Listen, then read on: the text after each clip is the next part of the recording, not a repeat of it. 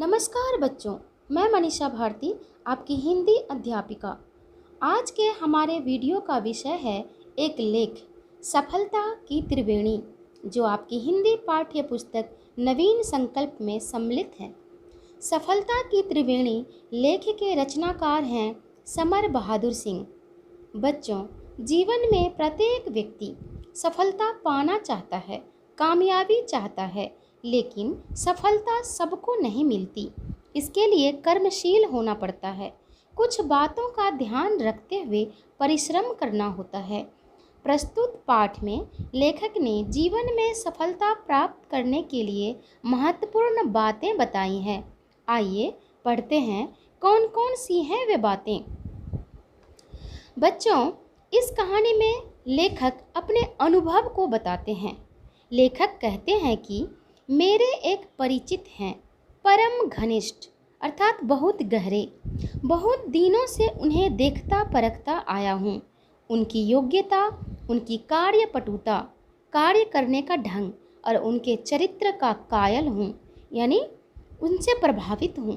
अनेक महत्वपूर्ण एवं विशिष्ट सेवाओं के बाद 65 साल की उम्र में वे सेवा मुक्त हुए हैं, रिटायर्ड हुए हैं, किंतु आज भी वे उतने ही सक्रिय अर्थात काम करने वाले, उतने ही सजग अर्थात जागरूक और उतने ही उत्साही हैं जैसे भविष्य की ओर उन्मुख, भविष्य की ओर देखता कोई 30-40 साल का युवक।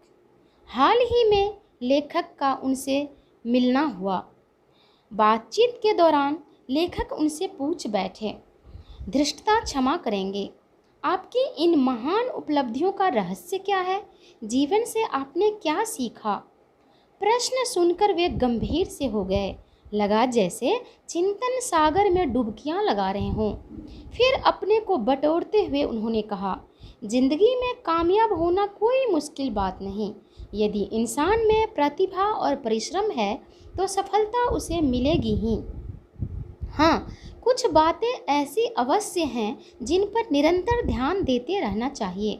उनके अभाव में सफलता प्राप्त नहीं होती। लेखक के जानने की इच्छा बढ़ी और पूछ बैठे, वे कौन कौन सी बातें हैं?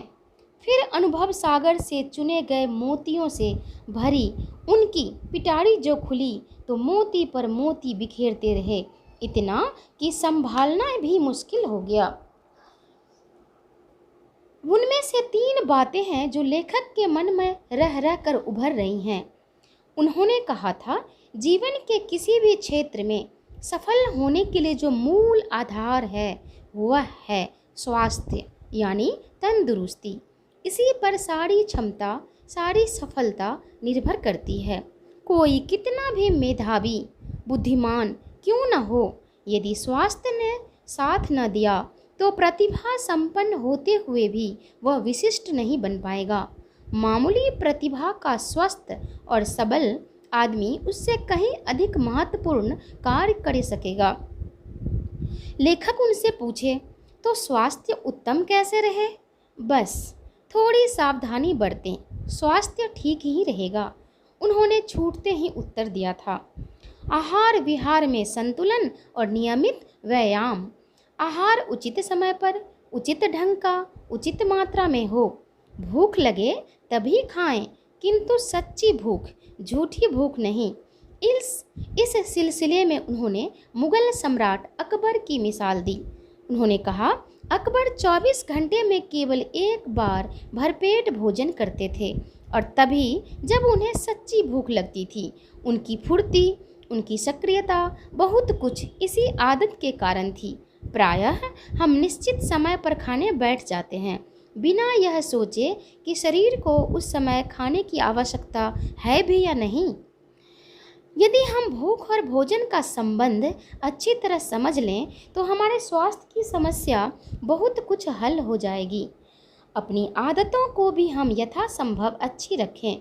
सोने, जागने, नित्य कर्म आदि में नियमितता बरतें। सांसारिक सुखों का उपभोग करें, किंतु संतुलन खोकर नहीं।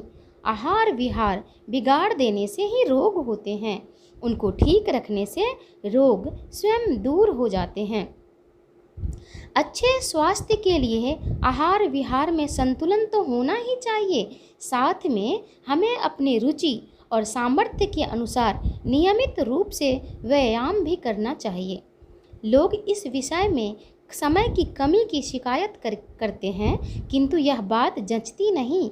ऐसी बातों से हम अपने को फुसलाते ही हैं, अपना हित हरगिज नहीं करते। स्वर्गीय पंडित नेहरू यदि अपने व्यस्त जीवन में प्रातःकाल कुछ समय दैनिक व्यायाम के लिए निकाल सकते थे, तो हम ऐसा क्यों नहीं कर सकते। 15-20 मिनट सुबह खुली हवा में किया गया व्यायाम आगे चलकर उसी तरह फल देता है जैसे बीमे के लिए दी गई किस्त। वे कहते जा रहे थे, स्वास्थ्य के साथ सफलता प्राप्ति में प्रार्थना का भी बड़ा महत्व है। हृदय से की गई सच्ची प्रार्थना कभी बेकार नहीं जाती, वह मनुष्य को मनचाहा फल देती है। तभी तो गांधी जी प्रार्थना पर इतना बल देते थे। समर्पण की भावना से की गई प्रार्थना से एक अजीब शक्ति मिलती है, तनाव ढीले पड़ जाते हैं और जीवन में एक नई उमंग, नई आशा का संचार हो जाता है। और तीसरी बात है जीवन के प्रति सही और स्वस्थ दृष्टिकोण की। सुख दुख, सफलता विफलता, उतार चढ़ाव तो जिंदगी में आते ही रहते हैं, यह तो विधि का विधान है। किंतु यदि कठिन परिस्थितियों में भी हम अपना दृष्टिकोण संतुलित रखें तो विफलता भी सफलता के रंग में रंग जाती है। तुनक मिजाजी इंसान उदासी के क्षणों में यह बात भूल जाता है, फलतः वह अपनी खुद की जिंदगी को तो दूभर कठिन बना ही लेता है। सहयोगियों और परिवार वालों को भी इसका परिणाम भुगतना पड़ता है। इससे बात बनने की बजाय और बिगड़ती ही चली जाती है। संक्षेप में, सुखी और सफल जीवन के लिए अच्छा स्वास्थ्य, हार्दिक प्रार्थना तथा संतुलित दृष्टिकोण, ये तीनों आवश्यक ही नहीं अनिवार्य भी हैं। अनुभव सागर के ये चुने मोती हम सब के लिए पथ का दीप बन सकते हैं। तो बच्चों, इसी के साथ यह कहानी यहीं समाप्त होती है। धन्यवाद।